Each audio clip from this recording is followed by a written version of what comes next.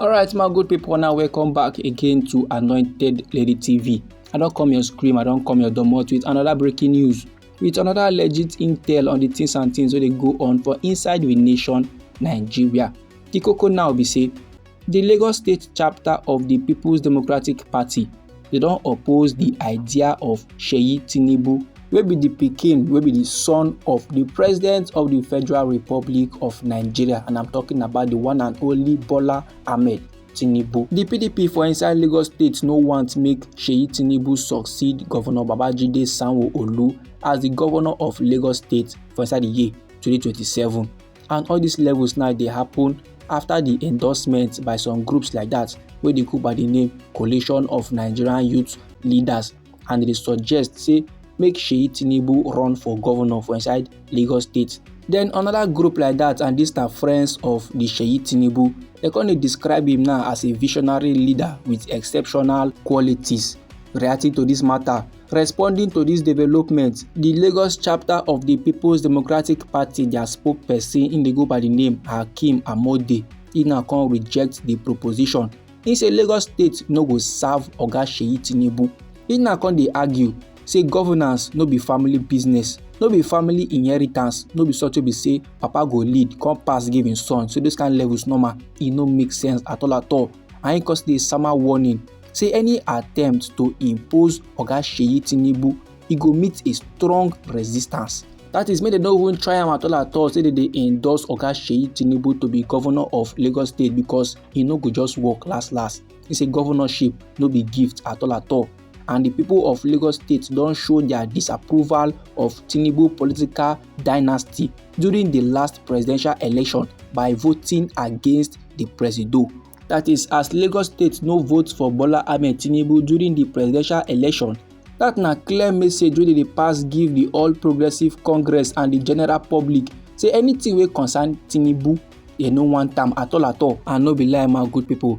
As Lagos State no vote for our President Bola Ahmed Tinubu during the election, that na to show say they no like in governance style, they no like the way they do things for inside Lagos State the time wey him dey serve as governor. And based on say they no gbadu in style, that na why they kick against in son own package too, because sake of say na same blood, they fit come bring the same pattern, the same style to come Lagos State. Like this now, the People's Democratic Party no gree for the All Progressive Congress. Anyhow this informate be you for body, feel free make it drop am inside our comment section. Meanwhile, I still get another legit intel, I still get another report within my table where I need to pass give the general public. The koko now be say one coalition of federal lawmakers from the opposition don sama accuse give some People's Democratic Party governors and 24 state party chairmen of orchestrating of cooking a plan to make sure say na Oga Umar Damagum, wey be the acting national chairman of the People's Democratic Party, go dey for inside office until the year 2027.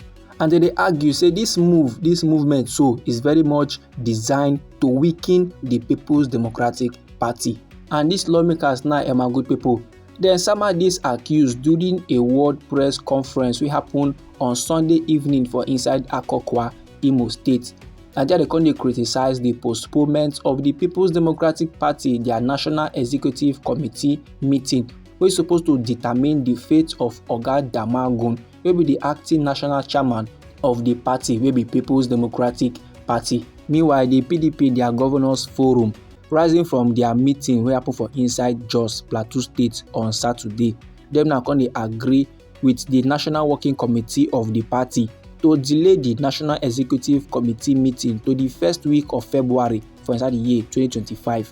One countryman wey dey go by the name Ikenga Ugochinyere, he na spokesperson for the lawmakers and he dey represent Idiato North, Idiato South Federal Constituency for inside Imo State. He na come dey express in disappointment in the trajectory of the PDP. He na no like the way things dey go on for inside the party. He come outside the yarn. Say our nation Nigeria dey face numerous challenges, plenty challenges, ogbonge crisis like that, both economic and political. But no matter the matter, the one thing wey dey miss na a vibrant, responsive and responsible opposition. Instead, the People's Democratic Party wey supposed to dey lead the opposition don become a shadow of their own self. hijacked by political charlatans, political jagunamen wey don turn the People's Democratic Party into errand platform wey dey do boy for the ruling All Progressive Congress. No be small matter like this o, my good people. Oga Ikenga Ugochinyere, this man, he no get joy at all. In dey para well, he come dey accuse Oga Aliyu Damagum and the PDP, their national secretary wey be Samuel Anyanwu, of betraying the founding ideals of the party. They don betray the one thing wey make PDP become PDP. Oga Ikenga come still dey lament, dey yarn say the People's Democratic Party dem been big to the extent wey be say e get a time wey dem end 16 years of military rule. Now they are very much plagued by indecision and alleged sabotage. And now some jaguda don perfect a plan to make sure say the National Executive Committee meeting no happen at all, and they purposely dey delay the selection of a chairman from the North Central where the position is supposed to come from. And they want make Oga Damagum remain in office until 2027 so that they go fit impose a weak presidential candidate on the People's Democratic Party. Then he come say sama accuse say Oga Damagum and Oga Anyanwu don make alliance with Oga Nyesom Wike wey be the Minister of FCT. And Oga Nyesom Wike no get the best interest of PDP at heart. Oga Ikenga come dey criticize Oga Nyesom Wike, come dey accuse the FCT minister say im dey undermine the PDP after im don lose the presidential primaries to Atiku Abubakar. Im come dey urge Oga Nyesom Wike to make him join the APC formally, make him join APC one time. If you wan join them, make him join, make him leave PDP alone, make him stop to dey try to destroy their party. All these kind of levels, e no make sense. He come point and give Oga Nyesom Wike, point and give Oga Okezie Ikpezu, point and give Oga Samuel Otum and Oga Ifeanyi Ugwuanyi. Say sake of say dem lose their elections, na why they are all bent on dismantling the legacy wey their founding fathers don build for inside the People's Democratic Party. Then Oga Ikenga come dey draw ear dey give the President of the Federal Republic of Nigeria wey be Bola Ahmed Tinubu. So make him dey very careful when he dey deal with man like Oga Nyesom Wike o. Now we don perceive him and Oga Nyesom Wike dey be padi, make him still dey very much careful, because when things don go south between the two of them, when kwata don burst between the two of them, Oga Nyesom Wike no go waste 1 second to expose the secret of our president wey be Bola Ahmed Tinubu. He said now history don show say Oga Nyesom Wike dey lack loyalty to anybody but himself. He say everything wey Oga Nyesom Wike dey do last na for himself. Say make nobody get this truth twisted. This my good people na the informate wey I wan share give the general public. Anyhow the thing be you for body, feel free make you drop am inside our comment section.